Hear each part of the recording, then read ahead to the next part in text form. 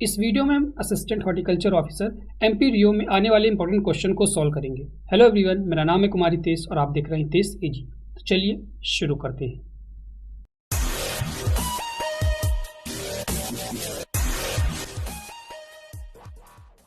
Question number 1, which chemical is use to break dormancy in potato.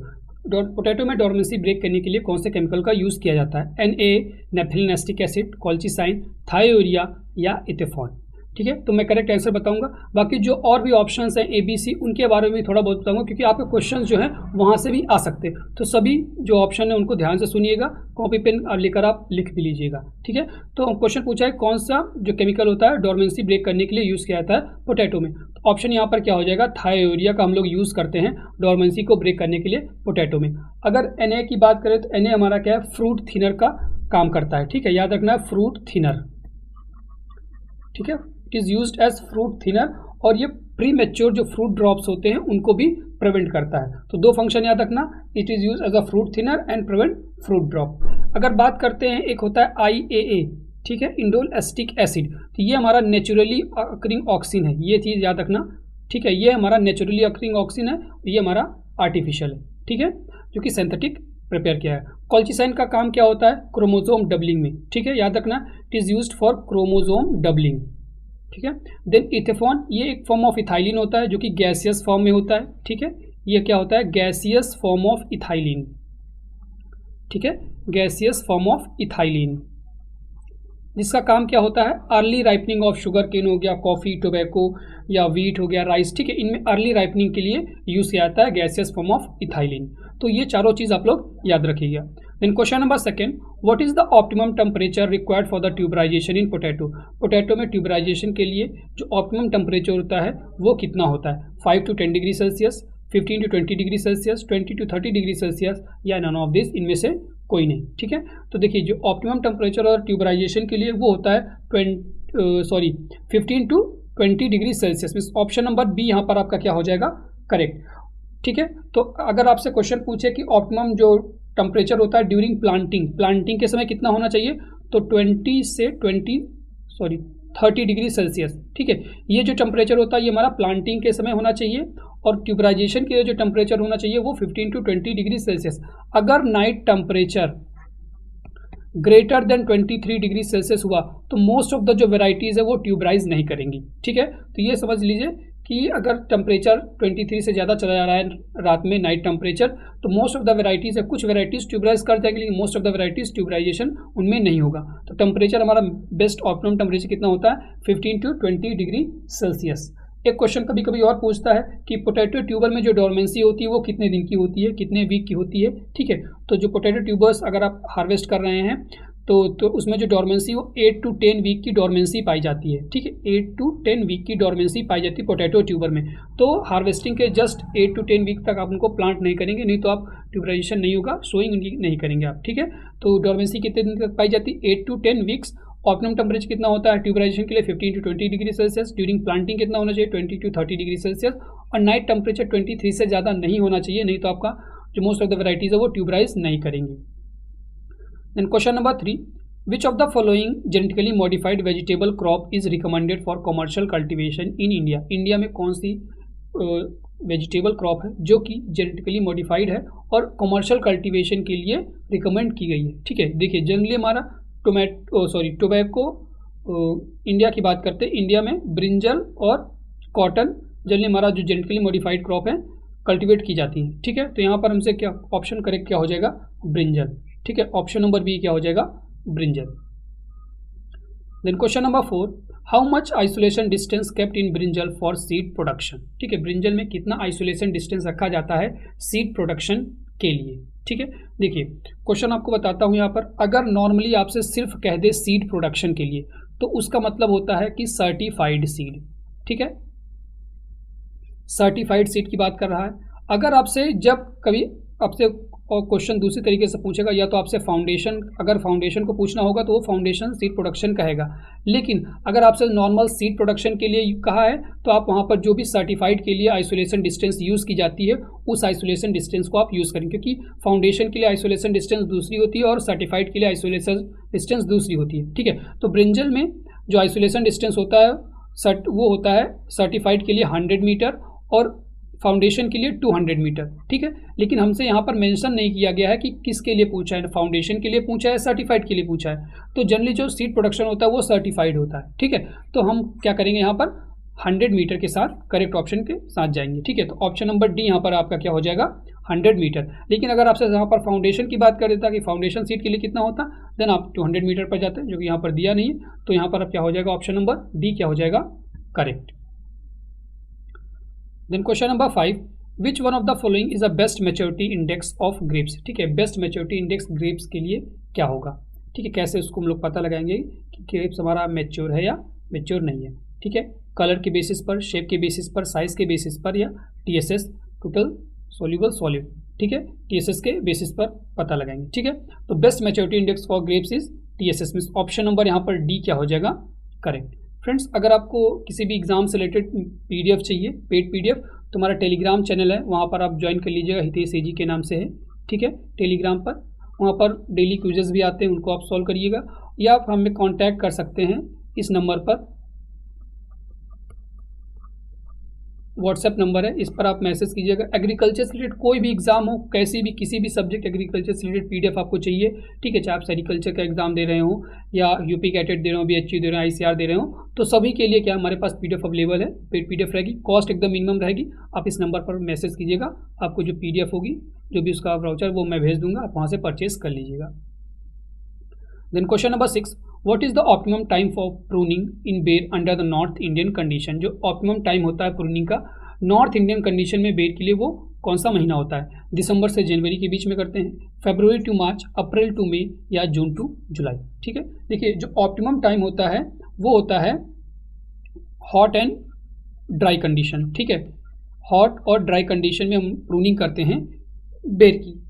तो यहाँ पर hot and dry condition कब होगा, अप्रैल और मई में, ठीक है। तो ऑप्शन नंबर यहाँ पर सी क्या हो जाएगा, correct. Optimum time for pruning under the north Indian condition is April and May. लेकिन अगर आपसे यहीं पर पूछ दे कि बेस्ट टाइम फॉर ट्रेनिंग, तो ट्रेनिंग के लिए कब होता है, मार्च, ठीक है। ये चीज़ याद रखना, प्रूनिंग के लिए कब है, अप्रैल टू मई, और ट्रेनिंग के लिए कब है, मार्च। तो दोनों चीज़ों को याद रखना है, कंफ्यूज नहीं होना है, ठीक है। ट्रेनिंग के लिए आइडल जो मंथ रहेगा वो कौन सा रहेगा, मार्च, और ट्रेनिंग के लिए, प्रूनिंग के लिए अप्रैल एंड मई। तो ये टर्म याद रखिएगा, हॉट एंड ड्राई कंडीशन। कभी कभी आपसे पूछ लेगा कि hot and humid condition, hot and cold condition कैसी भी हो सकती हैं। तो यहाँ पर हॉट एंड ड्राई कंडीशन जो होती है फेवरेबल होती है प्रूनिंग के लिए under the north Indian condition. Then question number 7, which of the following is a most serious pest of ber, ठीक है। मोस्ट सीरियस पेस्ट ऑफ बेर कौन सी है। देखिए, बहुत आसान क्वेश्चन है, फ्रूट फ्लाई होगा, बार्क ईटिंग कैटरपिलर होगा, एफिड होगा, या थ्रिप्स होगा, ठीक है। तो इसका आंसर आपको कमेंट बताना कि इसका आंसर क्या होगा। बहुत आसान क्वेश्चन है, वरना मैं कमेंट कोई बताएगा, सही बताएगा तो उसको मैं पिन कर दूंगा, या मैं अपनी तरफ से कमेंट कर दूंगा, पिन कर दूंगा, तो लोग वहाँ से देख लीजिएगा, ठीक है। तो कोशिश कीजिएगा सही आंसर दीजिएगा, इसका सही आंसर क्या होगा। Then question number 8, what is the scientific name of anar butterfly, ठीक है। बहुत इंपॉर्टेंट क्वेश्चन है अनार बटरफ्लाई का, मोस्ट ऑफ द एग्जाम में आ भी चुका है, पूछा भी जा चुका है। साइंटिफिक नेम क्या होगा अनार बटरफ्लाई का, ड्यूडोरिक्स आइसोक्रेट्स, सिफोनिमस फाइलरेक, इंडरेबेला टेट्रोनोइस, ठीक है। तो इनमें से करेक्ट ऑप्शन क्या हो जाएगा, scientific name of anar butterfly, ठीक है। बहुत ज़्यादा याद रखिएगा, इंपॉर्टेंट क्वेश्चन है ये, तो टिक कर लीजिएगा, इसको लिख भी लीजिएगा। तो ऑप्शन नंबर ए क्या हो जाएगा, ड्यूडोरिक्स आइसोक्रेट, ठीक है। क्या हो जाएगा, ड्यूडोरिक्स आइसोक्रेट। इसको दूसरे नाम से भी जानते हैं, वीरेकुला आइसोक्रेट, ठीक है, वीरेकुला आइसोक्रेट्स, ठीक है। तो इसको दूसरे नाम से भी जानते हैं, ये चीज़ भी आप लोग याद रखिएगा। Then question number 9, which is an early maturing variety of ber. बेर की कौन सी है जो कि अर्ली मैच्योरिंग वेराइटी है। देखिए, ये भी काफ़ी ज़्यादा इंपॉर्टेंट क्वेश्चन है। यहाँ पर आपके 4 से 5 क्वेश्चन इस सिर्फ एक क्वेश्चन से बनेंगे, जो मैं बताऊंगा आप लोग को याद रखिएगा, अच्छे से लिख लीजिएगा, ठीक है। तो अर्ली मैच्योरिंग वेराइटी की बात किया है, तो हम लोग उमरान, मुंडिया, गोला और मेहरून तीनों के बारे में जान लेते हैं, कैसी वेराइटी हैं तीनों, ठीक है। देखिए, उमरान जो है ये हमारी लेट मैच्योरिंग वेराइटी है, ठीक है, लेट मैच्योरिंग वेराइटी है, जो कि ड्राई एरियाज़ के लिए सुटेबल होती है, ठीक है, ड्राई एरियाज़, ठीक है। ये कहाँ पर ग्रो की जाती है, ड्राई एरियाज़ के लिए। और इसको एज अ छुहारा हम लोग यूज़ करते हैं, ठीक है, मीन्स प्रोसेस करके use for processing and use for making chhuhara. तो याद रखना उमरान वैरायटी किस लिए के लिए यूज़ की जाती है, यूज्ड फॉर मेकिंग छुहारा, ठीक है। तो ये कैसी वैरायटी है, लेट मैच्योरिंग वैरायटी है। एक और वैरायटी होती है इलायची, ठीक है, ये याद रखना इलायची भी क्या है, लेट मैच्योरिंग वैरायटी है, जो कि ड्राई एरियाज़ के लिए, मीन्स उमरान और इलायची जो हो रही हैं दोनों क्या है, लेट मैच्योरिंग वैरायटी हैं और ड्राई एरियाज़ के लिए फेबल होती हैं। जो इलायची वैरायटी है उसमें 90% पॉलन स्टेरिलिटी पाई जाती है, ठीक है, कितना 90% पॉलन स्टेरिलिटी पाई जाती है, ठीक है। देन उसके बाद बात करते हैं मुंडिया। मुंडिया जो वैरायटी है वो हमारी होती है जो मिड मैच्योरिंग वैरायटी है, ठीक है। मुंडिया क्या है, मिड मैच्योरिंग वैरायटी है। इसके साथ और 2-3 वैरायटी जैसे रश्मि हो गई, बनारसी हो गई, ठीक है। तो ये वैरायटी क्या है, मिड मैच्योरिंग वैरायटी है। इसके बाद बात करते हैं गोला वैरायटी की। तो गोला हमारी क्या है, अर्ली मैच्योरिंग वैरायटी, ठीक है। इसका करेक्ट ऑप्शन यहाँ पर क्या हो जाएगा, option number C, early maturing variety कौन सी है, गोला, जो कि एक्सट्रीमली ड्राई एरियाज जो होती हैं, ठीक है, एक्सट्रीमली, ठीक है, जो कि एक्सट्रीमली ड्राई एरियाज होती हैं वहां पर हम लोग ग्रो करते हैं कौन सी, गोला वैरायटी, जो कि अर्ली मैच्योरिंग वैरायटीज है। तो ये चीज़ याद रखना। और एक किसी में गोला में एक और वैरायटी आती है सेब, ठीक है, सेव करके आती है, वो भी हमारी क्या है, अर्ली मैच्योरिंग वैरायटी है, जो कि एक्सट्रीमली ड्राई एरियाज़ के लिए यूज़ की जाती है। अगर पूछे कि ह्यूमिड एरियाज़ में कौन सी वैरायटी ग्रो की जाती है, तो ह्यूमिड एरियाज़ में मेहरून, ठीक है, ये हमारी कहाँ ग्रो की जाती है, ह्यूमिड एरियाज़ में, ठीक है। तो ये चीज़ याद रखिएगा, क्वेश्चन यहाँ से भी आपके बन सकते हैं। उमरान लेट मैच्योरिंग वैरायटी है ड्राई एरियाज़ के लिए, इलायची जिसमें 90% पॉलन स्टेरिलिटी पाई जाती है, छुहारा के लिए कौन सी वैरायटी यूज़ की जाती है, तो उमरान वैरायटी, जो कि मेनली राजस्थान एरियाज़ में पाई जाती है, ठीक है।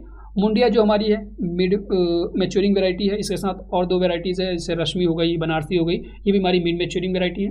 गोला की बात करें तो अर्ली मैच्योरिंग वैरायटी है और एक्सट्रीमली जो ड्राई एरियाज़ होती हैं वहाँ पर ग्रो की जाती है। मेहरून ह्यूमिड एरियाज़ में ग्रो की जाती है, ठीक है। Then question number 10, central potato research institute is located at, जो सेंट्रल पोटैटो रिसर्च इंस्टीट्यूट है वो कहाँ पर लोकेटेड है, कैटरिन में, शिमला में, नौनी में या देहरादून में, ठीक है। एकदम आसान क्वेश्चन था। ऑप्शन नंबर बी क्या हो जाएगा, शिमला, ठीक है, करेक्ट ऑप्शन इसका क्या हो जाएगा, शिमला।